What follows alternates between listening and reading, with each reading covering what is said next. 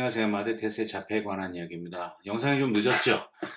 지난 여름 너무나 바빴습니다. 그리고 아이고 뭐가 이렇게 시간이 빨리 지나가는지 잘 모르겠어요. 옛날 어른들 말씀에 그런 게 있더라고요. 시간은 나의 속도대로 간다. 그래서 지금 제가 나이가 이제 50주쯤 되니까 하루의 시간이 50마일, 킬로미터라면 80km 정도로 지나가는 것 같고요. 나이가 이제 많이 드실수록 더 빨리 지나간다고 하잖아요. 어쨌든 제 나이가 그렇더라고요. 이제 시간을 하는 개념, 뭘 깜빡깜빡 놓치는 것들, 이제 이런 거 생각하면 자폐 아이를 키우는 아빠로서의 시간이 너무 야속하고 안타깝죠.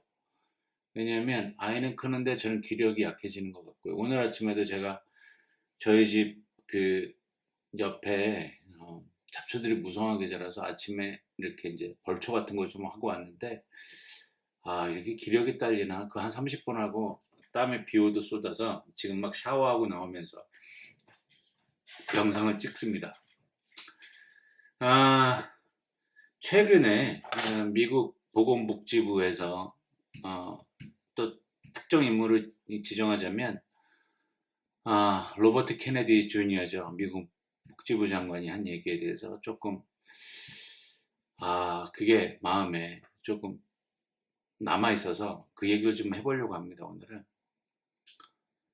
그 자폐에 관한 것은 자폐를 키우는 아이를 키우는 부모들에게는 항상 이렇게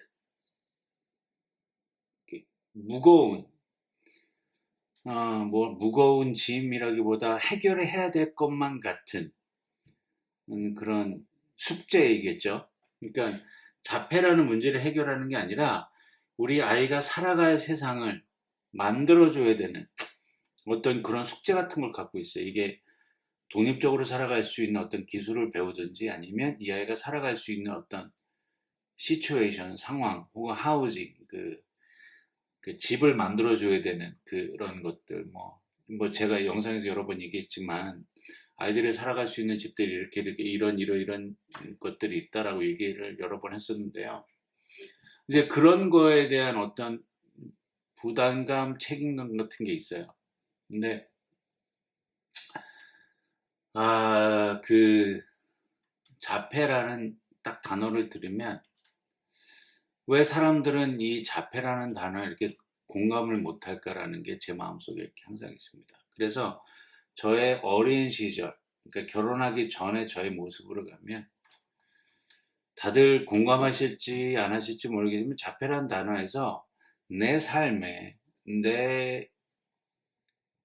역사의 이야기에 자폐라는 단어가 들어올 거라고 생각해 본 적이 없습니다. 그런데 그 단어가 내 삶에 들어오고 나는 어떻게 바뀌었는가라고 보면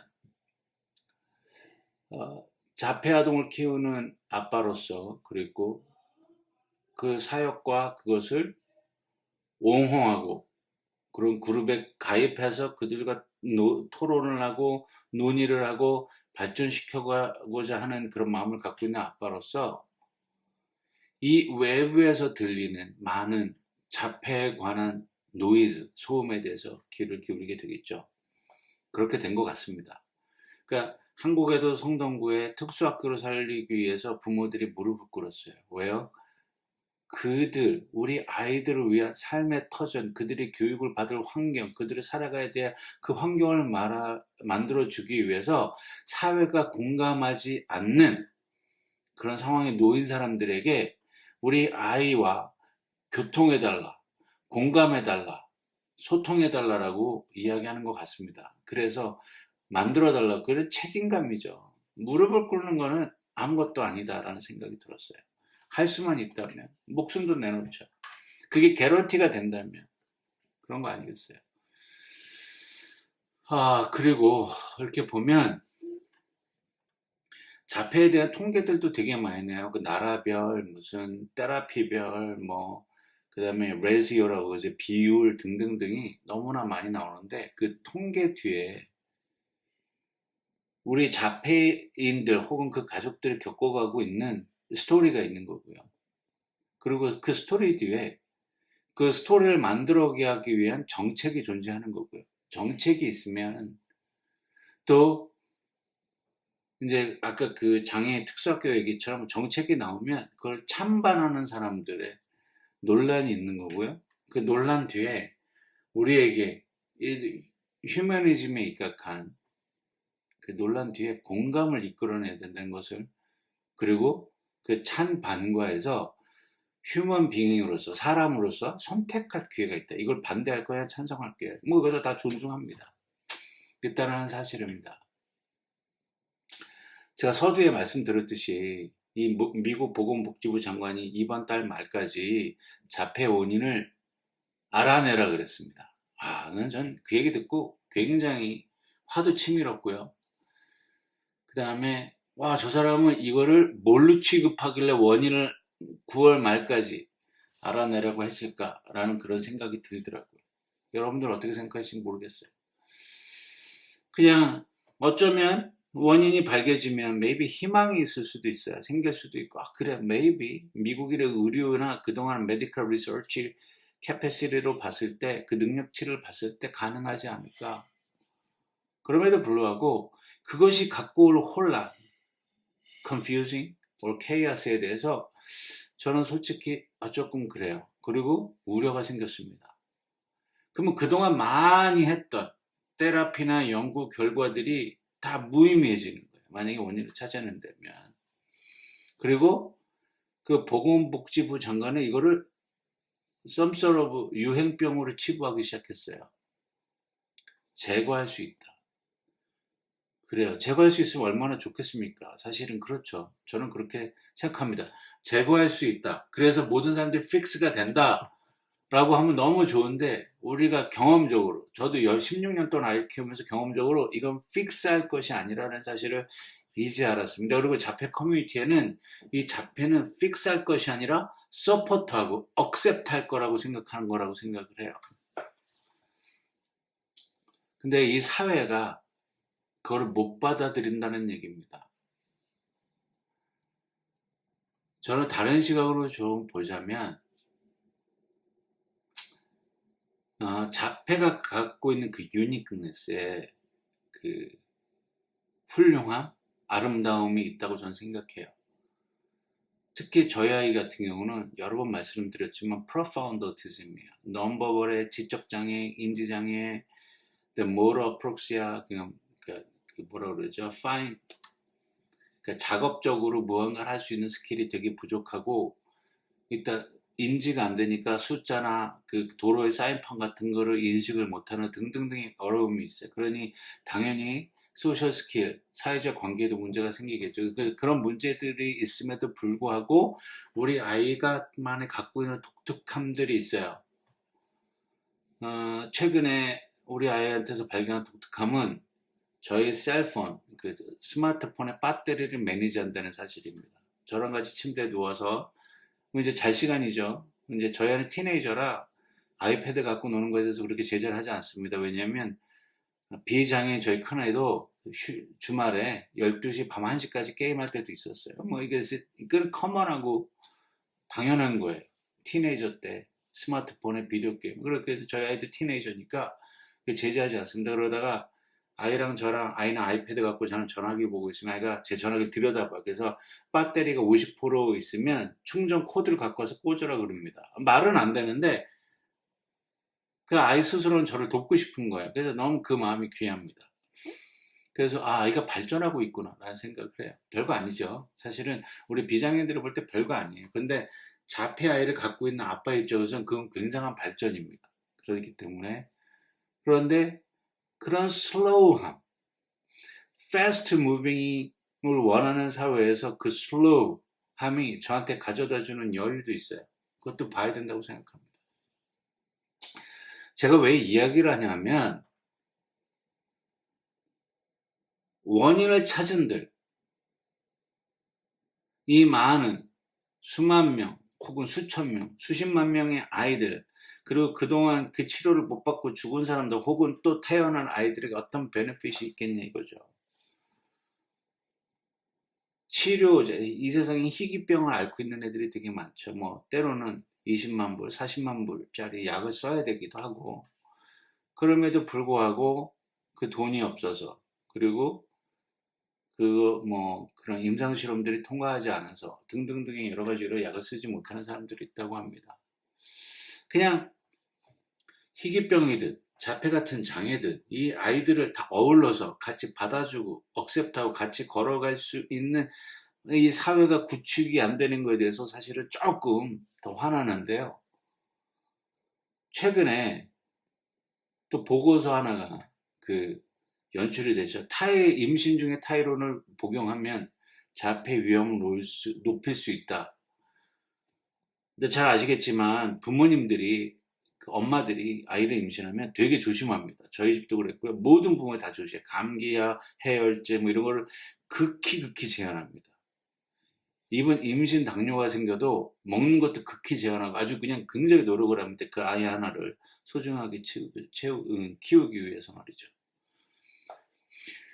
근데 그 보고서 안에 타이레놀을 임신 중에 복용하면 자폐를 높일 수 있다. 많이들 먹나요? 저는 나오세요. 저희 와이프도 타이레놀을 거의 안 먹었어요. 안 먹은 걸로 알아요. 이제 너무 오래돼서 기억이 잘 안 나는데 안 먹은 걸로 알아요. 열이 나고 그럼 끈끈이 버텨냈던 것 같아요. 어쨌든 그리고 부모들에게 불안감을 줬어요. 그러니까 내 잘못이라고, 그러니까 아이가 자폐가 된 것이 내가 타이레놀을 먹어서 무언가 안 좋은 걸 먹어서 되었었을 거라는 그 불안감을 줘서 죄책감을 들게 만듭니다. 부모들에게. 그러니까 좀 굉장히 나쁜 거예요. 그리고 여태까지 과학적으로 아직 그 자폐에 대한 원인은 규명이 되지 않았습니다. 우리는 다 아는 사실이에요. 자폐를 키운 부모는 다 아는 사실이에요. 그리고 스웨덴에서 지난 25년 동안 250만 명을 추적 관찰한 게 있습니다. 그래서 원인이 없다. 원인을 알 수 없다. 그리고 어떤 연구에서도 왜 자폐가 인크리즈하는 데 대해서는 연구 결과가 나온 게 없어요. 그 이유는 뭐냐? 그 결과는 뭐냐면 전문가들이 말하는 자폐는 복합적이고 하나의 약이나 노출, 백신들에 의한 혹은 인간의 실수에 인해서 설명할 수가 없다라는 거예요. 자폐 원인을 설명할 수가 없다라고 얘기하는데 미국 보건복지부는 이걸 논란을 계속 만들어내죠. 저는 자폐율의 진단이 증가하고 있는 이유는 사람들 인식이 좋아졌어요. 그래서 빨리빨리 진단을 합니다. 그리고 진단의 그런 방법들이 다양해지고 좋아졌어요. 그동안은 너무 무지했고, 그래서 해볼 생각을 못했고, 아니면 전통적으로 느린 아이가 있을 수 있어라는 어떤 그 기술이나 의학적 기술이 발달하지 않을 때 그 멘탈리티로 갖고 있었던 사람들이 이제 진단하기 시작하니까, 그래서 그런 모든 것들이 복합적으로 할 때 자폐 진단율이 늘어나서 우리가 알지 못했던 우리 자폐인들의 세계가 다시 다 수면 위로 올라왔다고 봐요. 성인들의 자폐 진단율도 높아졌습니다. 내가 왜 이러지? 내가 왜 이럴까라는 궁금증. 나는 왜 성격이 급하고, 나는 이걸 순간순간 잘 까먹고, 나는 왜 이런 등등등 복합적으로 해서 그 자폐 진단을 받는 분들이 계세요. 제 친구들 중에도 있습니다. 늦게 받은 친구들 중에도 있어요. 그런 걸 보면 단순히 한 가지 이유로만 설명할 수 없는 건데, 이거를 한 가지로 진단을 하고 만약에 그거라고 단정 짓고 치료했어야 할 때 나올 수 있는 부작용들에 대한 연구는 또 없는 거죠. 그러니까 사회는 픽스만 하려고 해요. 리페어하고 리스토링만 하려고 하는데 그냥 자폐는 받아들여주고 공감해주고 언더스탠드 이해해주고 그리고 같이 걸어가는 삶의 동반자로 생각하는 것이 가장 옳다고 생각합니다. 저도 한때는 아이가 어릴 때는 많이 찾아봤어요. 제 영상 2, 3년 전 거 찾아보시면 제가 지금 영상을 찍은 지가 4년 정도 됐는데요. 물론 백인더 데이즈로 돌아가면 제 영상에도 그렇게 이제 데이터 통계 이런 것들이 여러 가지들이 있어요. 저도 그때만 해도 벌써 아이가 11살, 12살 아직은 가능성이 있다고 생각했을 때니까요.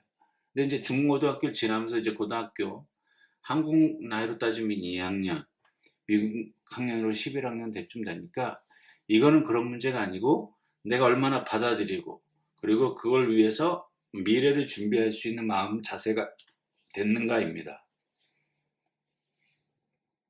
그리고 제가 자폐에 관한 책들, 매거진들, 그 다음에 시중에 나오는 아르크트 책들을 보면 자폐 당사자들이 말하는 것은 이거는 고쳐야 될 문제가 아니고 고쳐야 될 존재가 아니고 우리는 망가진 게 아니다. 고쳐라 달라는 게 아니라 받아들이고 서포트 해주고 공감해 달라고 얘기합니다. 이거 굉장히 우리가 여기는 울림이 있는 거예요. 얼마나 우리 사회가 자폐인들을 터부시했는지에 대한 자폐인들에 대한 반격이라고 생각합니다. 받아줘라.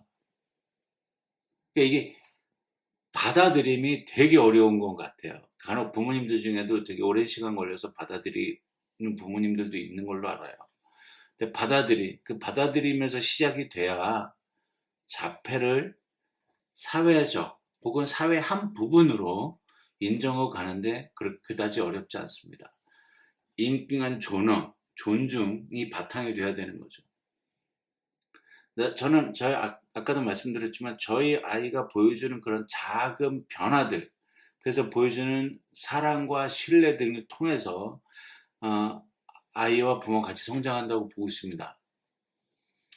지금 미국 보건복지부가 얘기하고 있는 픽스 해야 된다라고 생각하는 그 자체에 이거는 정책을 세우기 위한 것인데요. 이건 정책의 문제가 아니죠.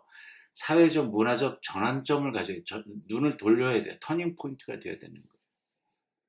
그러니까 문화적으로 이런 사람도 존재하는 거예요. 이런 사회 안에 이런 그룹이 있다라는 것도 존재하는 그걸 인정을 해야 되는 거 받아들여야 되는 거고요. 그리고 느림의 언어가 있는 거죠. 이 사람들은 느리게 자라는 사람들이에요. 세상이 슈퍼카니 하이퍼카니 무슨 블랙 트레인이니 뭐 콩코드 비행기가 다시 나오니까 빨리 가는 사람. 인터넷 속도도 최소한 분당 1기가 초당 1기가 나와야 되는 그런 생활 속에서 AI를 통한 모든 학습적 기술들이 굉장히 빨라지는 시대에 자폐인들은 우리에게 슬로우 다운을 가르쳐주는 어떤 매개체인 것 같아요. 저는 그렇게 생각합니다. 빠르잖아요. 쫓아가기 힘들어요. 제가 이제 50줄 이제 지나고 보니까 이걸 쫓아가는 게 되게 버거워요. 그러니까 버거워요. 그러니 70대신 80대신 저희 부모님들이 스마트폰 쓰는 게 얼마나 어려운지를 저는 이제는 좀 알 것 같아요. 이제 제가 20, 30년 후에 그 20, 30년 나라 테크놀로지 어떻게 쫓아가겠어요. 근데 저희 아이를 통해서도 배워야 되지만 저희 아이가 삶의 전반적으로 가르쳐주는 슬로우 다운을 저는 너무 고맙게 생각합니다. 쉬지 않고 달려왔잖아요. 저는 자폐아를 키우는 아빠로서 그리고 자폐 커뮤니티를 옹호하는 사람으로서 자폐는 풀어야 되고 픽스해야 되는 문제가 아니라 귀를 기울여야 되고 자세히 들여봐야 되는 동반자 그리고 그들과 같이 가는 여정을 그 자폐인들을 존중함으로써 가장 같이 가야 된다고 생각하는 사람 중에 하나입니다. 같이 가야 되는 동반자라고 생각해요. 우리가 그 사람들과 발을 맞춰 걸어갈 때 그것이 우리들의 사랑의 표현입니다. 우리는 맨날 혼자 가잖아요. 제가 지난 한 30여일간 영상을 못 찍고 바쁜 와중에도 우리 자폐인들을 보고 제가 지난 열흘 동안 키르기스탄에 갔다 왔어요. 저희 교회 단기 선교팀 따라서 미션이 있어서 제가 해야 될 부분이 있어서 따라갔다 왔는데 그곳이 종교법이 바뀌어서 그리고 KGB의 잔재가 남아 있어서 SBP인가 SBP라는 비밀 경쟁들이 아직도 그 종교적 특히 기독교 그 무슬림이 97%인 나라거든요. 그래서 그 어떤 종교 행위가 자유롭지 않은데 그곳에 자폐인들 패밀리들이 그 키르기스탄의 자폐인들 패밀리가 수련회를 왔습니다. 그래서 그 중에 2분 통역을 통해서 나도 자폐아를 키우고 있다. 너에게 어려움이 무엇인가를 물어봤더니 I believe 전 세계적으로 다 동일한 것 같아요. 키르기스탄이라는 나라가 미국이나 한국 혹은 선진국처럼 인프라가 없죠. 자폐 치료에 대한 인프라가 굉장히 부족하죠. 그런데 부모들의 고민은 똑같다라는 사실을 알았습니다. 그래서 그래, 아이 키우는 거 다 똑같죠. 다만 어떤 리소스가 많냐 적냐의 차이일 뿐 부모가 갖고 있는 부담감은 같은 것 같아요. 받아들임, 쫓아가, 동반자, 그 여정 중에 함께하는 말동무 뭐 이런 거죠. 저는 자폐 아이들과 같이 가는 거, 픽스를 해야 될 것이 아니라 같이 공감하고 같이 걸으면 맞출 수 있는 이 여정의 동반자, 파트너가 되어야 된다고 생각합니다. 오늘도 제 영상 봐주셔서 감사하고요. 또 다음 영상에서 뵙겠습니다.